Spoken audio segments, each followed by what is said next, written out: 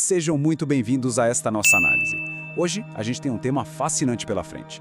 A ideia aqui é desmistificar aquela conexão profunda que existe entre a abstenção física, o jejum, e as conquistas espirituais. Muitas vezes, a gente olha para o jejum só por uma lente puramente biológica ou estritamente religiosa, não é mesmo?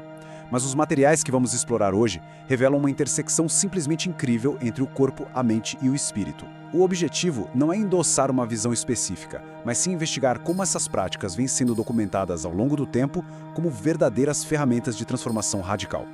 Bom, vamos mergulhar nisso tudo. O nosso trajeto hoje passa por 6 pontos. 1. O poder do jejum. 2. Os passos para iniciantes. 3. A transição do corpo. 4. Os benefícios espirituais. 5. A chave do perdão. E por fim, o 6. A cura física e interior. Começando pela seção 1, o poder do jejum, a relação entre a abstenção e oração. Para começar, a gente precisa redefinir o que realmente significa essa prática. Longe de ser uma forma de autopunição ou algum tipo de tortura, o jejum é descrito nas nossas fontes como uma abstenção totalmente voluntária. É a decisão deliberada de trocar o conforto físico por um foco espiritual intenso. O grande segredo por trás disso, relatado em estudos como os de David Paul e Yonggi Cho, está na verdade na nossa biologia. Nós, seres humanos, temos um instinto de sobrevivência poderosíssimo, e o desejo por comida é uma das maiores forças motivadoras do corpo. E a teoria aqui é fascinante. Quando a gente pega esse desejo físico, primitivo e gigantesco, não satisfaz e intencionalmente o combina com um anseio espiritual, o resultado é quase como uma explosão.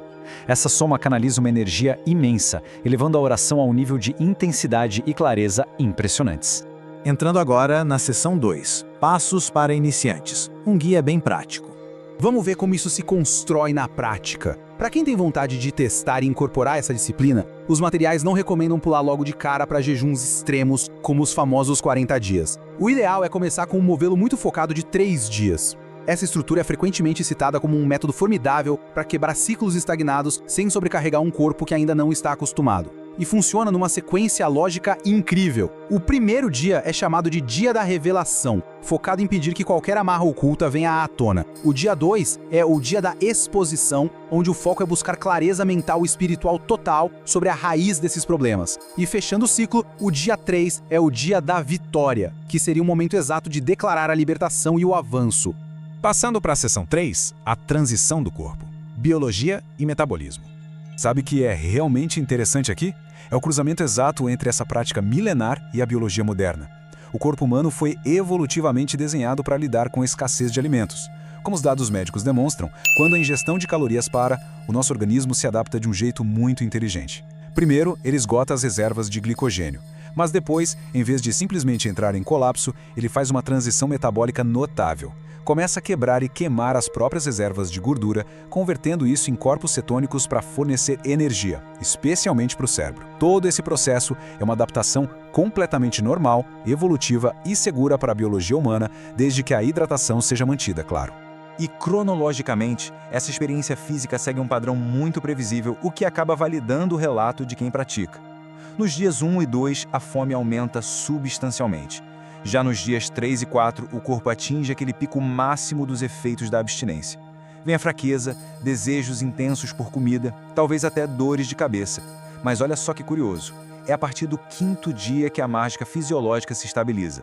O corpo se ajusta totalmente à queima de gordura e, surpreendentemente, depois do 7º dia, a fome frequentemente desaparece por completo. O metabolismo simplesmente encontra um novo normal. E isso cria um contraste fascinante. Por um lado, há um esgotamento temporário da força física. O corpo fica indubitavelmente mais fraco e lento em termos de energia muscular explosiva. Mas, paradoxalmente, em contrapartida a essa fraqueza muscular, relata-se uma experiência quase universal de hiperfoco. É um aumento dramático na clareza mental e uma sensação enorme de liberdade espiritual. Conforme aquela energia que seria usada na digestão é liberada, a mente parece acessar um estado de percepção muito mais agudo e limpo. O que nos leva à seção 4, Benefícios espirituais, libertação e foco. Compreendendo como o corpo se adapta biologicamente, fica mais fácil observar os resultados no reino espiritual. As fontes históricas e pastorais relatam que, enquanto o corpo entra nessa nova engrenagem metabólica, o espírito encontra espaço para quebrar paradigmas muito profundos. A lista de benefícios documentados é no mínimo impressionante. A gente não está falando só de foco mental claro. Os relatos apontam para a reversão completa de sentenças de miséria financeira e de negócios à beira da falência. Em casos mais extremos, relatados por líderes como Mahesh Chavda, essa prática resultou na libertação total de indivíduos que sofriam sob o peso de pensamentos incontroláveis, depressão severa e até tendências suicidas. Males que simplesmente não cediam pelos métodos convencionais. Agora, chegamos à seção 5, a chave do perdão, a limpeza do coração. E aqui entramos no ponto de virada mais crítico de toda a nossa análise. O núcleo emocional daquele triângulo que mencionamos lá no início: corpo, mente e espírito.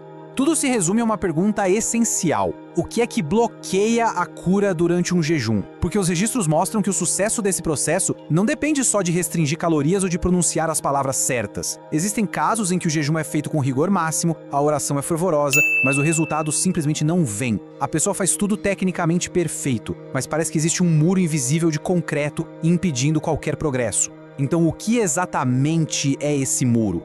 Bom, o ponto crucial é encapsulado de forma brilhante por essa visão do Dr. Cho.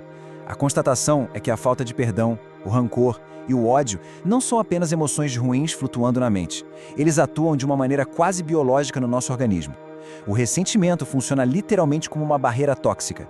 O ódio mantido gera um estresse prolongado que inunda o corpo com toxinas e bloqueia qualquer canal de cura, não importa se olhamos por uma ótica médica ou pelo fluxo espiritual. Resumindo a história, sem limpeza interior, não há restauração exterior. O que nos traz a nossa última parte. Seção 6. Cura física interior.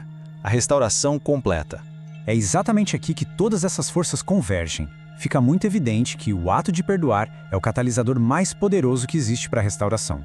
Os arquivos históricos trazem uma anedota extremamente comovente sobre isso. Conta o caso de uma mulher que chegou a um centro de oração presa a uma cadeira de rodas, completamente paralisada por uma artrite deformante. E o que se descobriu foi que ela carregava um ódio vulcânico dentro de si. O marido tinha abandonado na miséria para viver com outra mulher.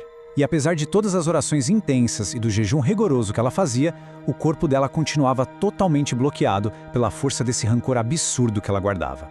Isso ilustra brilhantemente a sequência necessária para que o milagre aconteça. Ao ser aconselhada sobre esse bloqueio, ela tomou uma decisão incrivelmente dolorosa e difícil: a escolha de perdoar o seu ofensor. O relato conta que logo depois disso, o marido foi tomado por um senso de culpa incontrolável e procurou reconciliação. Mas o ponto vital aqui é a ordem dos eventos dentro dela. A cura interna do coração, lavando aquela amargura através do perdão, precisou acontecer primeiro. Somente após essa limpeza emocional e espiritual severa é que o corpo dela respondeu. O testemunho afirma que só então ela conseguiu finalmente se levantar da cadeira de rodas. Diante de tudo isso que os textos apontam sobre biologia, espiritualidade e emoção, deixamos no ar uma provocação final. Se guardar raiva e amargura constrói uma barreira física e espiritual tão impenetrável assim, será que vale a pena manter o orgulho? É realmente racional sacrificar a própria saúde, a prosperidade e a paz mental só para manter o direito de sentir ressentimento? A ciência da fome e a teologia do espírito parecem concordar perfeitamente em uma coisa: esvaziar o corpo e esvaziar a alma daquilo que é tóxico é o verdadeiro ponto de partida para uma vida plena. Muito obrigado por acompanharem nossa análise de hoje e até a próxima.